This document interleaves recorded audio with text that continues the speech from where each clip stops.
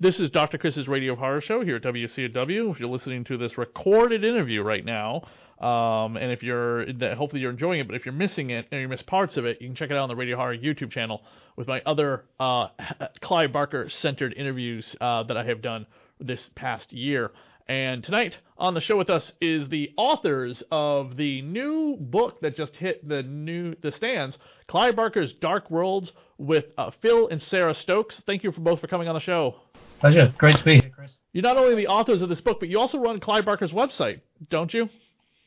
Yes, we've been working with Clive for a number of years. We started a website really just to get our own thinking in order about the things that we were discovering as we were reading Clive's books, seeing his films. It grew into eventually becoming his official website, and we run both the website and his archive.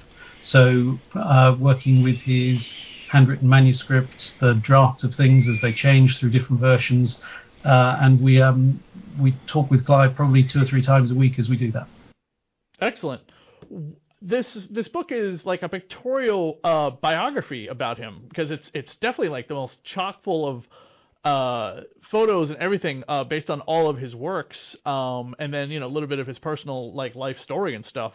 What made you want to do it this way instead of like your typical just I was born, I lived, I made a bunch of stuff, this is what I'm doing today? Well, in essence, the book was trying to showcase a creative life, and we sort of sat down with the puzzle of all the different things that Clive has done, all the different things that he's known for and not known for, and part of our puzzle was to try and lead people who have maybe a partial knowledge of what he's done, to show him and to show the diversity of his creation. So that was our puzzle, and if it's worked at all, then hopefully people will find both something they do know about, maybe it will remind them of an old favourite, and something that maybe they didn't know about. Like the chapter, one chapter ends with 1985's Books of Blood 4 and 6, and then you actually do go back in time to I was born in 1952. Yeah. We wrestled with how to open the book, and actually the decision that we took was that most people will say, "Oh, Clive Barker, the Hellraiser guy, right?" Yeah. And so we actually opened with that, and leading through almost what people are most familiar with Clive for. And if that's what you love and that's where you stop, that's absolutely fine. But if you want to know a little bit more, actually we said, here's Hellraiser, here are some of the Books of Blood that he did before Hellraiser. Now let's take you back to how he arrived there, which actually was our first real source of interest in Clive, as to, for us, sitting in sort of 1987, he kind of exploded from nowhere. We'd read the Books of Blood, which had come out a couple of years before, but in September of 1987, when Hellraiser came out, and the following month Weave World was published, those two things in two very different media, actually showcasing two very different sides of Clive, we wanted to know where had he come from, because he couldn't just have arrived with Hellraiser and Weave World as fully formed items. So we wanted to dig back, and that's what those chapters back to I was born in 1952 purport to do. And he was a playwright, he was an artist, an illustrator. Many years before he turned his hand to directing Hellraiser, or even to writing the short stories of the Books of Blood. So we wanted to start with Hellraiser, jump back, and then showcase, as Sarah says, the diversity of what came next. Talk a little bit about where you both come from, because I'm only familiar with you from the stories I've heard, and just you guys putting this book together, and then your name comes up in association with Clive a lot, but I don't know honestly anything about either one of you. We're in London, England, and we have been, as I say, working with Clive for probably the best part of 15 years. Wow! How did you guys meet? How did you meet Clive?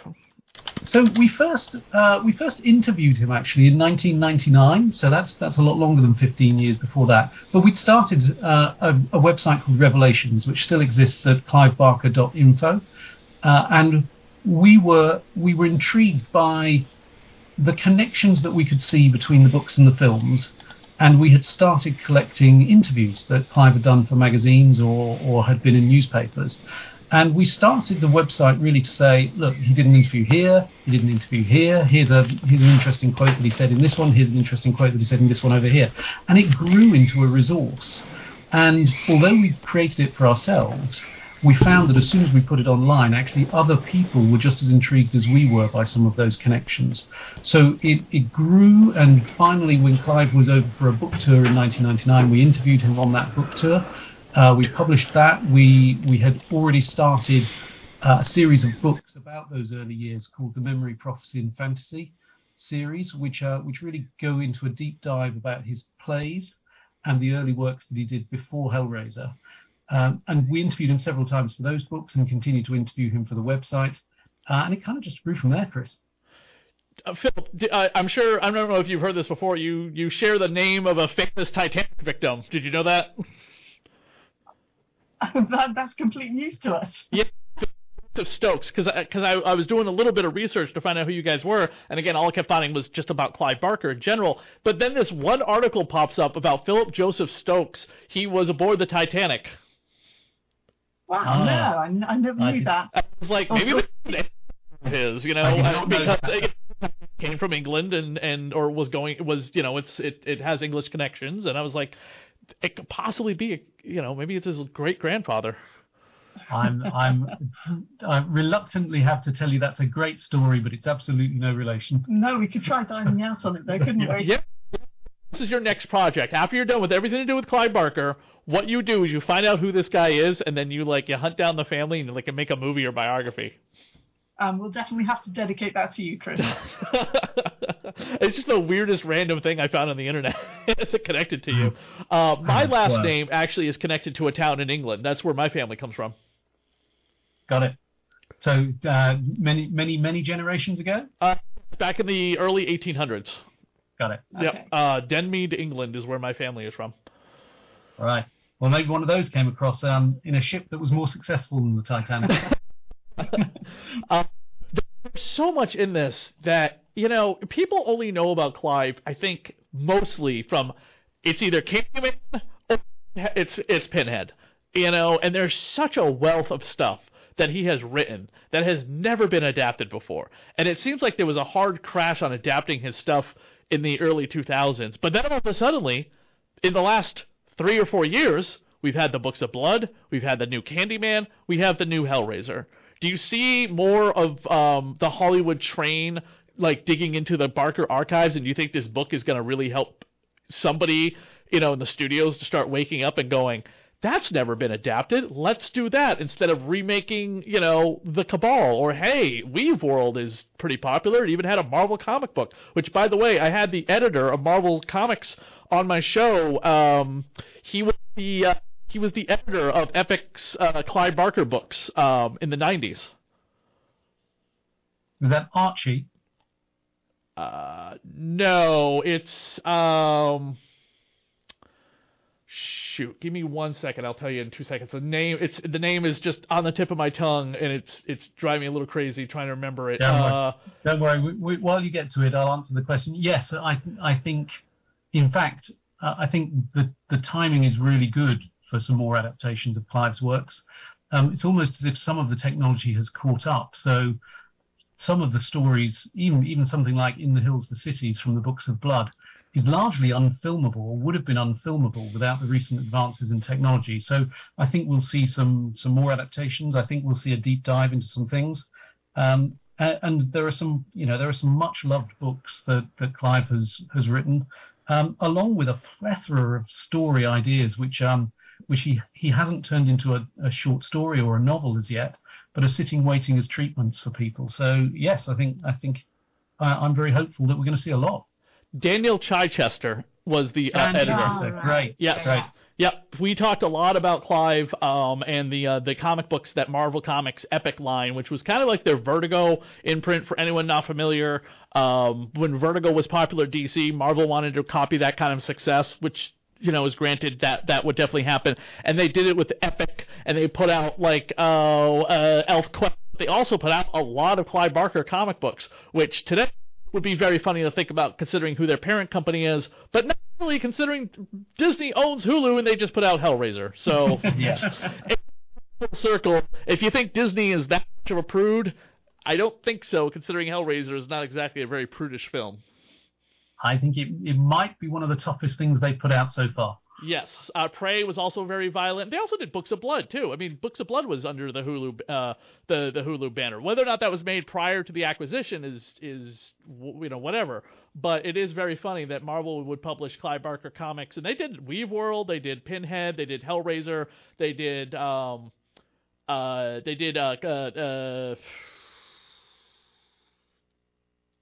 they did a bunch. They did a bunch of things, and actually, Clive even created a special series, a line called the Razor Line. Yes. For that side, which actually is only 4 of those ever got published. 10 were due to be done, and so there are mythologies still waiting to find a new format. Excellent. So that was really cool to have him on. And then again, we had Peter on shortly thereafter.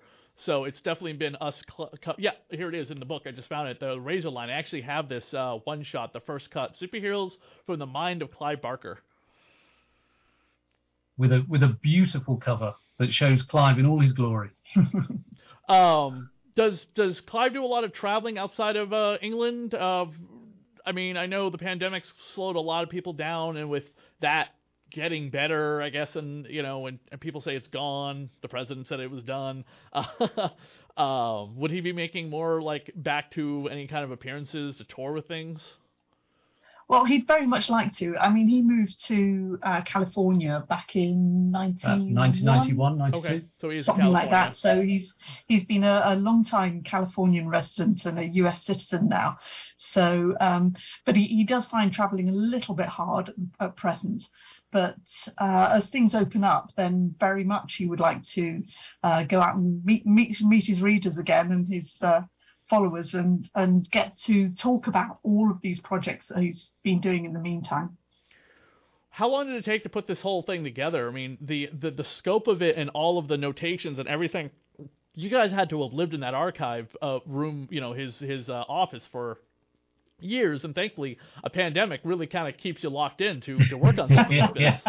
Well, we're not doing anything. Might as well work on this biography about our dear friend. Yeah, I think you're right. We had the benefit that we had been working with the archive for a number of years before. We were actually approached by an editor at Abrams, the publishers who have put the book out, and they asked us if we would be able to write a career-spanning overview of all of Clive's work, really, really approaching it to celebrate that diversity. And actually our biggest challenge was what to leave out rather than what to put in.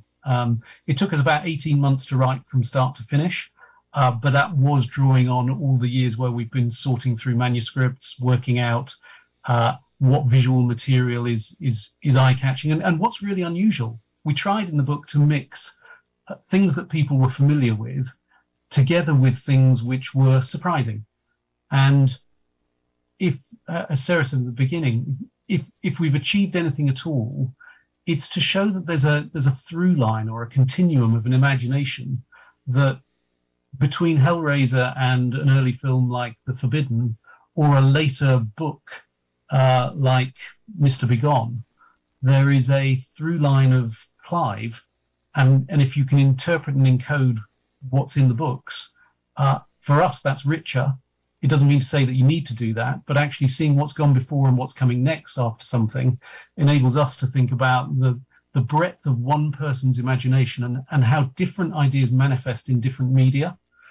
So that was the challenge, but also a huge pleasure to write. How's Clive's health these days? I mean, I know in 2007 there was a massive scare, and it seems to be kind of a roller coaster. I've heard he's had to cancel some stuff even prior to the pandemic. Yeah, he's fine. His biggest challenge was he had toxic shock syndrome after a visit to the dentist in early 2012, and was in a coma for a little while. And the recovery back from that was always going to be a long recovery. But actually, no, he's fine. He's fine. He's out doing appearances again. So he's just done a film festival in in Los Angeles that he's at, and so he's back and he's out and he's talking, and he's just had a whirlwind of promotion for the new Hellraiser movie. The one thing I would love to see is not so much like him doing a tour of like, oh, let's promote the new Hellraiser. Oh, I got the new book coming out that I'm going to talk about. I would love to see like his art gallery travel around the country. You know what I mean? Like here in like, you know, come here to Salem or something like that. Just like a massive collection. I know like Guillermo del Toro's got like a big piece of his Curiosity collection in California right now. And I'd love to see something like that. Has that ever happened that I may have missed it?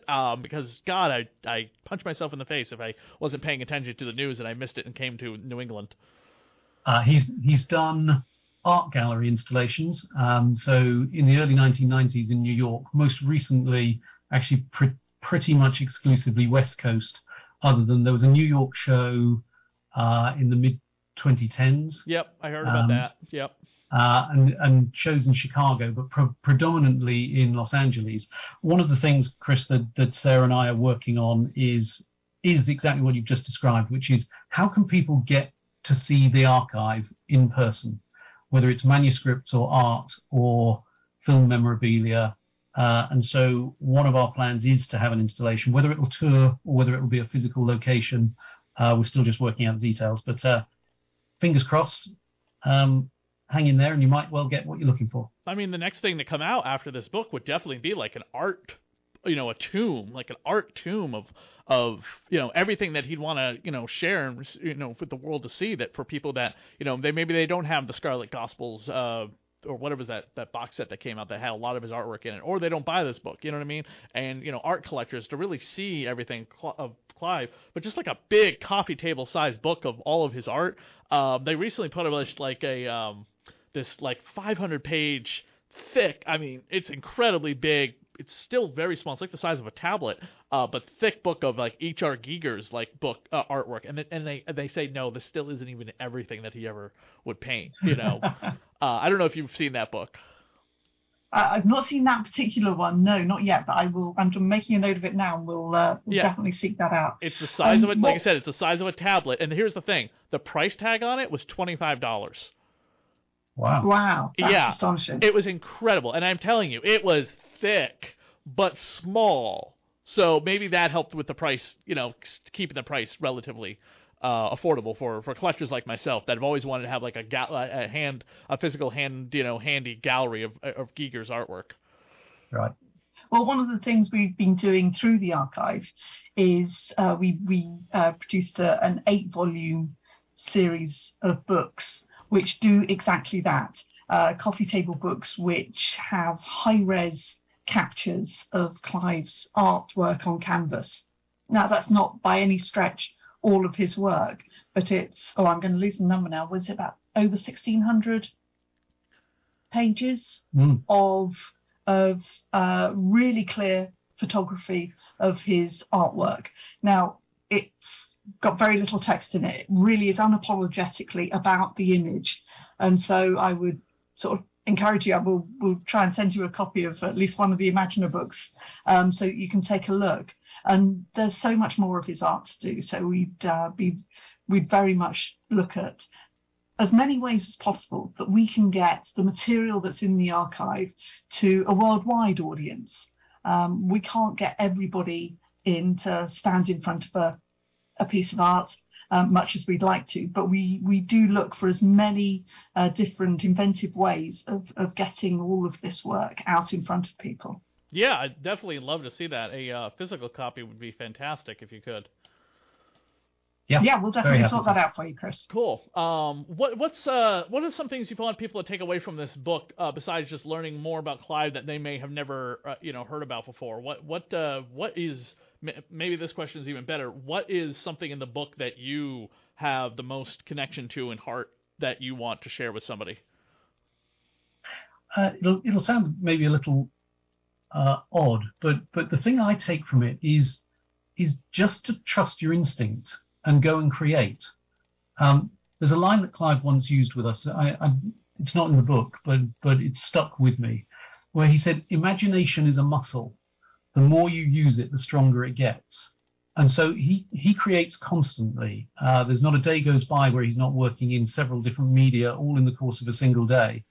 And he he quite often doesn't know whether an idea will be a short story or a sketch or a play or a movie, but it's the idea that's the important thing. The idea will find its medium. So what I take from the book actually is to trust your instinct, to trust your creativity, and not to constrain yourself, and just to go for it.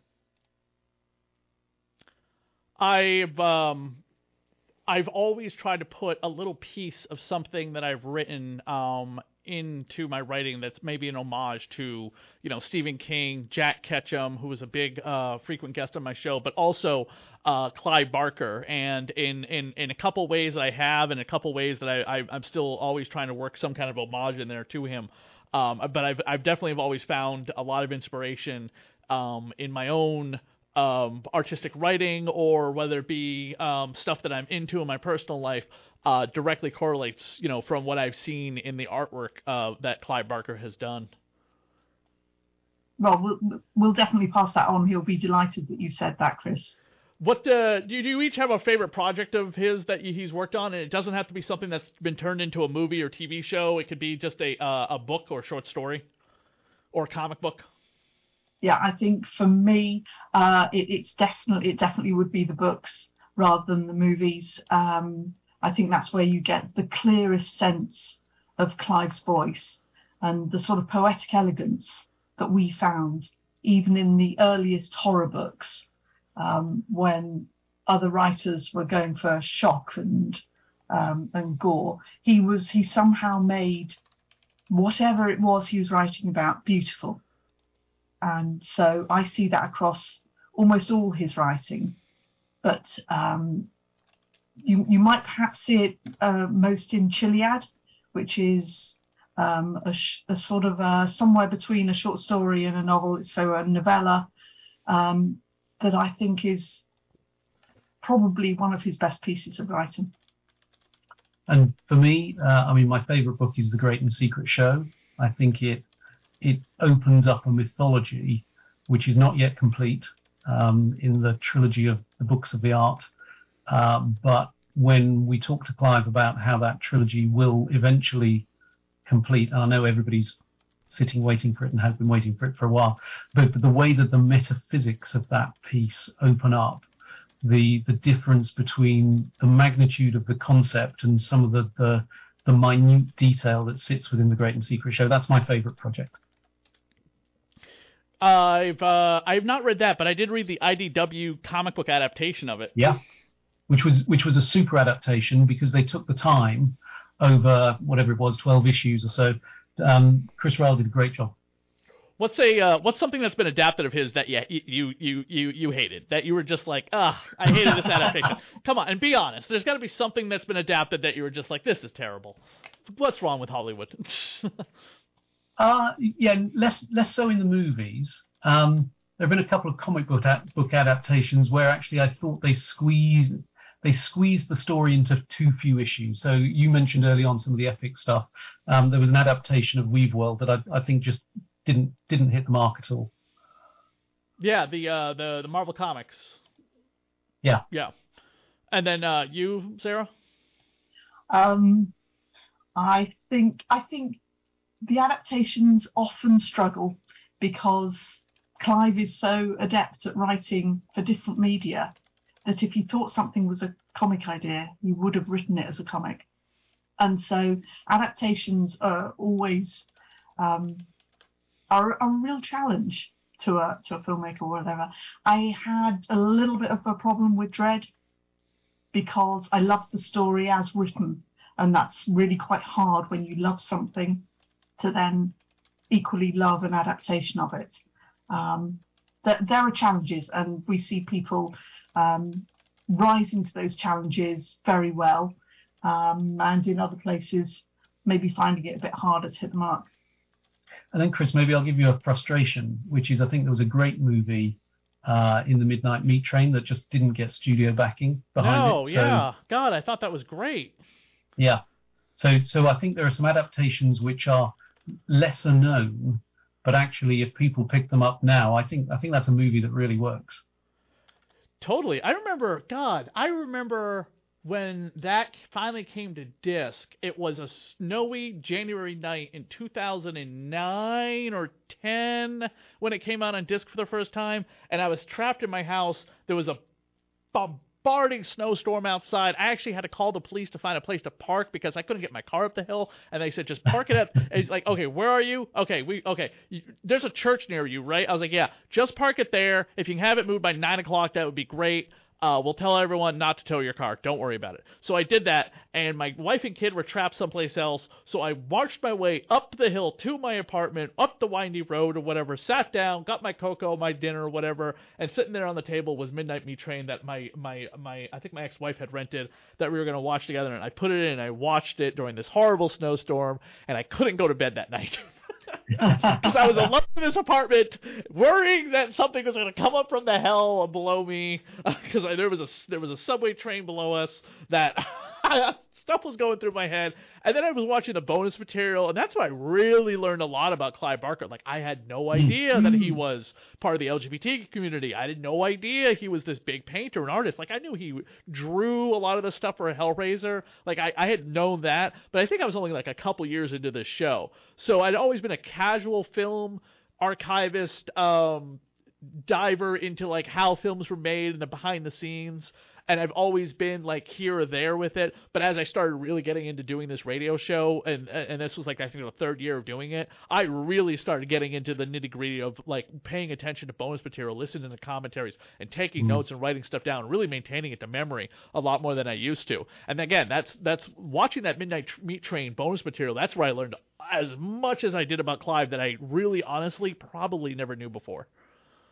And I think probably you're like a lot of us, we know something about an awful lot of different creatives. Yep. So hopefully you can come to this book and you will open it up and find something that maybe you didn't know before, in the same way that you found it in behind-the-scenes material for Midnight Meat Train.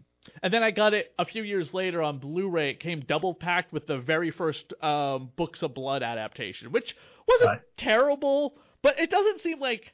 Because the Books of Blood are a series of short stories, the fact that they keep trying to do it as one film doesn't make any sense to me. It's like, why don't you do this as like a television show? You call it the Books of Blood, and every episode is a standalone one of the books in the Books of Blood. Wouldn't that make more sense? You might have thought, Chris. I mean, you'll have no argument from us. Yeah, I mean, maybe skip over Candyman, because, we've got 4 films about that. Maybe skip, you could still do it's been 12, 15 years since that Midnight Meat Train movie came out. Dread, it's been so long since Dread came out, and you're doing a 45-minute episode, and you could definitely obviously put it on like Hulu or whatever, something like that. Something that obviously can take the material to the level it needs to go to. But Zoom's about to kick us off the call. Why don't you guys give away your social media information where people can find out more about you and the book? Yeah, come and find us at www.clivebarker.archive.com or at clivebarker.info, and you can find us on Twitter as Sarah and Phil and the Clive Barker Archive. Awesome. Well, I appreciate you both coming on the show with me to talk about this amazing book. I can't wait to just gobble it up completely. I've given the PDF a crack, but I'm definitely going to wait until my Amazon copy comes in to really dive into it, because I'm such a physical media person. I definitely dive much deeper into books when they're in my hands and not just, digital data on a screen. Brilliant. Please let us know what you think afterwards. I definitely will. Chris, it's been an absolute pleasure talking to you. Thank you. Thanks so much, Chris.